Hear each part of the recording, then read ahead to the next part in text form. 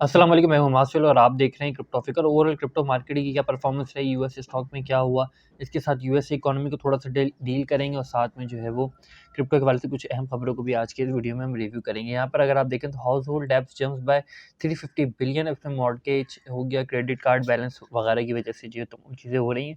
अब ये हो क्यों रहा है तो इसका ज़रा समझ लीजिए। यहाँ पर हमें नजर आता है कि फेडरल रिजर्व जो है वो इंटरेस्ट रेट को हाई करा। जब इंटरेस्ट रेट हाई करेगा तो जाहिर सी बात है जो आपने लोन पे ऑफ करना है उसका भी इंटरेस्ट जो है वो आपको ज़्यादा लोन जो है पे ऑफ करना पड़ेगा। अब जिसकी वजह से जो है वो मार्केट में प्रेशर आता है, लोग अपनी सेविंग को जो है वो निकालते हैं। अब मॉर्गेज जो है वो जो फाइनल जो टैक्स फाइलिंग वगैरह होती है उसमें भी एक अहम रोल अदा करता है। फिर इन तमाम टैक्स फाइलिंग से, ये लोन पे ऑफ करने के बाद, क्रेडिट कार्ड की इंस्टॉलमेंट के बाद जो पैसा बचता है वो पैसा फिर जो है वो जो रिटेल ट्रेडर होता है, छोटा इन्वेस्टर होता है, वो क्रिप्टो में लेकर आता है या फिर जो है वो स्टॉक में इन्वेस्ट करता है। तो यहाँ से जो है वो हमें पैसा आता हुआ नज़र आता है।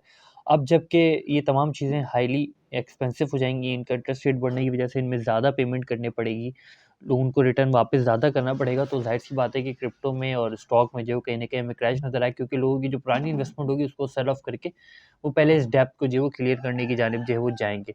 और दूसरी जानिब के जब स्टॉक क्रैश होगी तो यूएस इकोनॉमी पे प्रेशर आएगा, तो इंटरेस्ट रेट को कम करेंगे। तो ऐसा आने वाले वक्त में होता हुआ इस वजह से नज़र नहीं आ रहा, क्योंकि बाइडन एक तरीके से इलेक्शन में स्ट्रॉन्ग पोजीशन है बाइडन की, और बाइडन कहीं आने वाले वक्त में जो है वो कोई ऐसी खास चीज़ नहीं है जो बाइडन को प्रेशराइज करे कि इंटरेस्ट रेट को किसी तरीके से रोका जाए। क्योंकि इस वक्त जो फर्स्ट प्रायोरिटी है बाइडन की वो यही है कि यूएसए आर्मी स्ट्रांग हो, यूएसए की गवर्नमेंट स्ट्रांग हो, ताकि वो दुनिया में जो है वो रशिया और चाइना के अगेंस्ट कोई इकदाम कर सकें। नेक्स्ट हमें ये कहा नज़र आता है कि Elon Musk bitcoin will make it doge coin to moon. अब कहने को ये हमें सिर्फ खबर नज़र आती है, इस हेडलाइन के बाद और भी नीचे काफ़ी सारी चीज़ें हो सकती हैं, लेकिन बिटकॉइन विल मेक इट, अब डैश इसके बाद ये doge coin to the moon. अब ज़रा इसको इस पैराए में भी ले सकते हैं कि बिटकॉइन के बाद अगर प्रूफ ऑफ वर्क की जो क्रिप्टो करेंसी आती है वो डॉज कॉइन आती है, जो प्रूफ ऑफ वर्क में दूसरे नंबर पे। इसके बाद लाइट कॉइन है, मोनेरो है, काफ़ी सारे और भी कॉइन है, लेकिन इथीरियम के प्रूफ ऑफ वर्क से निकल जाने के बाद डॉज कॉइन ने जो उसकी जगह ली है। अब ये पूरी न्यूज़ जो है वो इसी पे बेस करती है, जिसमें एलन मस्क ने ये ट्वीट का रिप्लाई किया था कि bitcoin will make it but might be a long winter. काफ़ी टाइम के बाद ऐसा बिटकॉइन जो है वो अपनी दोबारा से रिकवरी करता हुआ नजर आएगा। आफ्टर केविन जो द को founder of the hedge fund glossy capital revealed half of the firm assets were held on the FTX, another crypto asset management firm called Akaigai detailed that a large majority of the hedge funds total asset were stored on the FTX। अब जाहिर सी बात है कि इस किस्म की different crypto management firms हो गई या छोटे मोटे जो क्रिप्टो प्रोजेक्ट्स हैं जिसमें एफटीएक्स की इन्वेस्टमेंट थी या एफटीएक्स में लोगों ने इन्वेस्टमेंट करी थी, वो मल्टीपल जो है वो हमें कहीं ना कहीं आने वाले वक्त में परेशान नज़र आएंगे। और इस हवाले से जो मल्टीपल क्लैप नज़र आएगा, मार्केट में फंड नज़र आएगा, और ये तमाम चीज़ें जो वो टेरा लूना के क्लैप से कहीं ना कहीं लिंक करती हुई जाती हैं। टेरा लूना के क्रैश को जो एफटीएक्स ने कैच करने की कोशिश की, इसमें मल्टीपल प्रोजेक्ट्स की जानिब जो खरीदने की कोशिश की, लोन लिया, काफ़ी सारी चीज़ें की, इन्वॉल्वमेंट रही एफटीएक्स की, कहीं न कहीं डिसबैलेंसिंग का शिकार हुए और नेक्स्ट क्रिप्टो क्रैश ने जो वो ये तमाम चीज़ें पूरी कर दी।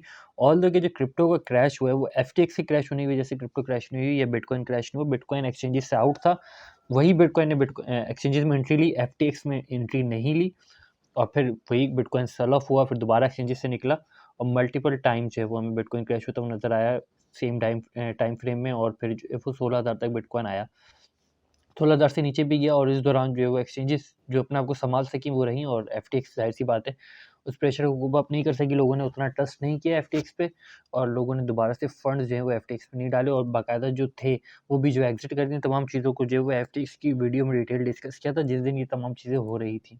BlockFi malls bankruptcy filing and layoff in wake of FTX collapse meet with Binance। इसके बाद हमें नजर आता है city analyst warns of the serious contagion risk to crypto ecosystem from FTX failure। इसी किस्म की खबरें जो है वो हमें टेराफोन के collapse के बाद भी नजर आई थी। फिर जाहिर सी बात है कि जब मार्केट में थोड़ा बहुत कॉन्फिडेंस आता है तो तमाम चीज़ें जो दब जाती हैं, इनका फिर जो वो जिक्र कई सालों बाद दोबारा तब होता है जब इसी किस्म की चीज़ें दोबारा से रिपीट होती है। Donald Trump announce 2024 presidential campaign.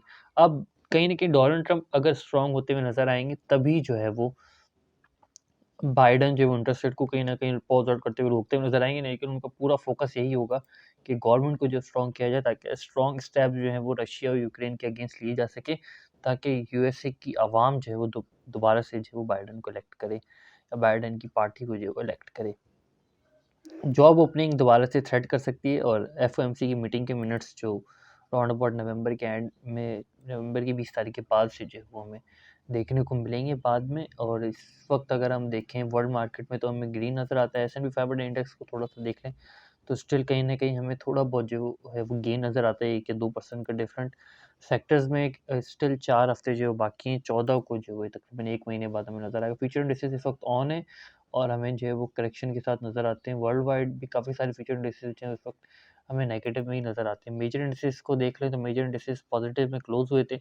Next opening जो है वो दोबारा से थ्रेड कर सकती है, ऑल्दो कितना ज़्यादा पॉजिटिव नहीं है जितना ज़्यादा हमें एक्सपेक्टेड जो है वो ग्रीन ग्रीन नज़र आने से लग रहा है। यूएसडीटी अपने आप को स्टेबल करा है लेकिन कई टाइम कुछ ज़्यादा टाइम लग सकता है यूएसडीटी को दोबारा से 1 तक जो है वो आने में।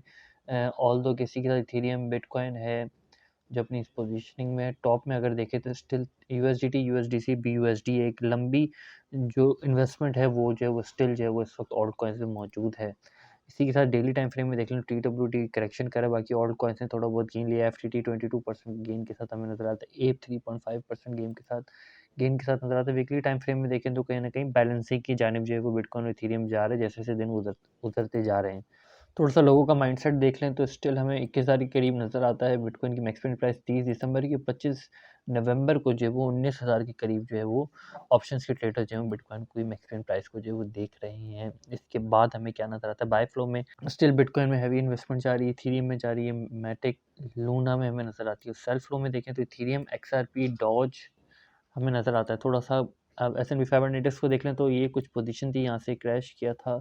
इस पोजीशन पे इसने जो है करेक्शन ली थी। अब नेक्स्ट डे जो है वो फिर हमें थोड़ा फ्यूचर इंडेक्सेस ऊपर गया, फिर दोबारा से करेक्शन लेते हुए जो है ये नज़र आया। फ्यूचर इंडेक्सेस ऊपर जाने की वजह से क्रिप्टो भी जो है ऊपर गई थी, लेकिन इस करेक्शन की वजह से क्रिप्टो ने भी अपने आप को बैलेंसिंग दी है। ऑल्दो कि ये अब साइडवेज मूवमेंट लेता है अगर तो फिर पोजीशन जो है वो थोड़ी बहुत ख़राब हो सकती है। नेक्स्ट ज़्यादा चांसेस इसी बात के हैं आरएसआई यहाँ से रिजेक्शन ले और आरएसआई के साथ जो है वो यूएस स्टॉक भी नीचे की जानिब आए। सेम अगर हम देखें तो वाइस वर्सा जो है डॉलर कंस्ट्रेंट इंडेक्स जो परफॉर्म करता हुआ आ रहा है और जैसे-जैसे यूएस स्टॉक परफॉर्म कर रहा है उसी की वाइस वर्सा जो है वो हमें डॉलर कंस्ट्रेंट इंडेक्स जो है वो नज़र आता है। अब इसी के साथ थोड़ा-सा देख लें ओवरऑल परफॉर्मेंस क्रिप्टो की तो हमें साइडवेज नज़र आता है, इसी रेंज में जो है वो नज़र आता है, कोई ख़ासा चेंज नहीं नज़र आता। सिचुएशन जो क्रिटिकल है वो यही है कि लास्ट हमें 30 डेज़ में जो तकरीबन 1,19,000 के करीब बीटीसी एक्सेस नज़र आते हैं 7 डे टाइम फ्रेम में। 1 लाख जो है वो तकरीबन 65,000 और अगर लास्ट 24 देखें तो 11,000 बिटकॉइन की जो एंट्री हुई है एक्सचेंजेस में। ज़ाहिर सी बात है एंट्री जो है वो बाय करने के लिए नहीं होती, सेल ऑफ करने के लिए होती है। अब ये सेल ऑफ इतना छोटा है कि इतना बड़ा नहीं है, लेकिन जो है वो कहीं न कहीं इम्पैक्ट रखता है। स्लो एंट्री लेते हैं ये, फिर एंट्री लेने के बाद जो है एग्ज़िट करते हैं। अब स्लो एंट्री कुछ जो है वो हमें इस तरह की देखने को मिलती है। रिज़र्व जो है वो इस तरह स्लोली जो है वो इंक्रीज़ होते हैं और फिर यहाँ से मैं यहाँ पे इनिशियली स्लो ये जो है वो एग्ज़िट लिए, फिर जो सडन एग्ज़िट से जो है वो हमें इसका इम्पैक्ट नज़र आया। अब यहाँ पर अगर हम देखें तो इस वक्त एफटीएक्स के पे पास जो वो 6 बीटीसी, अगर यही 6 बीटीसी जो इंक्रीज आउट कर जाता है एफटीएक्स का 36 बीटीसी की तरफ भी अगर एफटीएक्स चला जाता है तो कहीं ना कहीं एफटीएक्स में हमें होप नज़र आ सकती है, क्योंकि एफटीएक्स की 36 बीटीसी की होल्डिंग पे जाने के बाद जो है वो एफटीटी की खुद की प्राइस जो है वो ऊपर जाती हुई ऊपर जाएगी और जिसके बाद जो है वो कहीं ना कहीं स्टेबल पोजीशन नज़र आएगी। लेकिन उसके लिए लोगों का ट्रस्ट होना चाहिए एफटीएक्स पे ताकि वो इन्वेस्टमेंट करें, अपनी बीटीसी को लेकर आएँ। वरना जो है वो कुछ ख़ासी चीज़ें हमें देखने को नहीं मिल सकती एफटीएक्स के हवाले से, कुछ ख़ासी होप नहीं मिल सकती। बिटकॉइन को देखें मूविंग एवरेजेस और ट्रेंड लाइन के हिसाब से तो सेम इसी को जो फॉलो अप कर रहा है और उसी ट्रेंड लाइन के साथ जो है वो हमें चलता हुआ नज़र आता है। अब ज़रा देख लें बिटकॉइन इस वक्त जो है वो पोजीशन है 16,800 से लेके 17,200। अगर इसको ब्रेकअप करता है ऊपर जाता है तो 17,500 पे ब्रेक लग सकता है, 18,600 पे तक जो है बिटकॉइन को रोकने की कोशिश की जा सकती है। और अगर यहाँ से नीचे गिरता है तो 15,500 पे भी कोई स्ट्रॉन्ग सपोर्ट नहीं मिल सकती, चांसेस कम है। और फिर नीचे जो है हमें कोई ऑर्डर नज़र नहीं आता शॉर्टर टाइम फ्रेम में। अगर बाइंग प्रेशर को देखें तो कहीं ना कहीं बिटकॉइन का बाइंग प्रेशर जो है वो हमें यहाँ नज़र आता है, जो स्टेबिलिटी दे सकता है एक स्ट्रॉन्ग सपोर्ट मेंटेन करने में बिटकॉइन को। लेकिन 300 मूविंग एवरेज की रेजिस्टेंस जो है वो बिटकॉइन के लिए काफ़ी बुरी साबित हो सकती है, जो कि एक लार्जर टाइम फ्रेम की वीकली टाइम फ्रेम की होगी, जो कि यहाँ पर हमें नज़र आती है। बिटकॉइन गेन तो कर रहा है, 300 मूविंग एवरेज को इम्पोर्टेंस देता है या नहीं देता, वो इस वीक की क्लोजिंग में जो है वो हमें अच्छे से जो है वो इसका अंदाज़ा हो जाएगा। फिर वक्त तक के लिए इतना ही। इस फ़कीर को अपनी दुआ में याद रखिएगा। खुदा हाफ़िज़। नासिर फ़ी अमान अल्लाह।